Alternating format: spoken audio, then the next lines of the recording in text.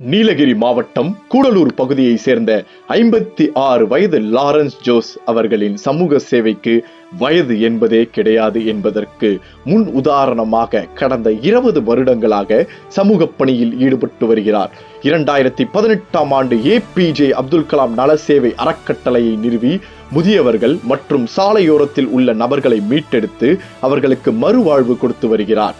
மேலும் இரத்த தானம், பேரிடர் காலத்தில் நேரடியாக சென்று பாதிக்கப்பட்டவர்களுக்கு உதவி செய்தல் என களப்பணியில் ஈடுபட்டு இதுவரை 5000த்திற்கும் மேற்பட்ட நபர்களுக்கு அவசர காலத்தில் பலனடைந்துள்ளார்.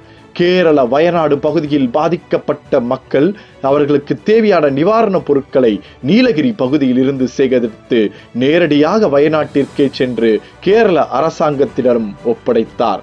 இவர்களது சமூக பணியினை பாராட்டி மாவட்ட ஆட்சியர், மாவட்ட கண்காணிப்பாளர், மாவட்ட நிர்வாகம் சமூக சேவைக்கான விருது வழங்கி கௌரவப்படுத்தி உள்ளார்கள். ஊட்டி என்ற உதக மண்டல பகுதியில் இருந்து வந்த இந்த மனிதன் அங்கிருக்கக்கூடிய மனிதர்களுக்கு கம்பளி போல் இந்த ஏழை மக்களுக்கு ஒரு காவலனாய் விளங்கி கொண்டிருக்கக்கூடிய இந்த நீலகிரி மாவட்டத்தைச் சேர்ந்த லாரன்ஸ் ஜோன்ஸ் அவர்களுக்கு தமிழ்நாடு தன்னார்வலர்கள் அமைப்பின் சார்பாக 2024ஆம் ஆண்டிற்கான நீலகிரி மாவட்ட சேவை செம்மல் விருது வழங்கி கௌரவிப்பதில் பெருமிதம் கொள்கிறோம்.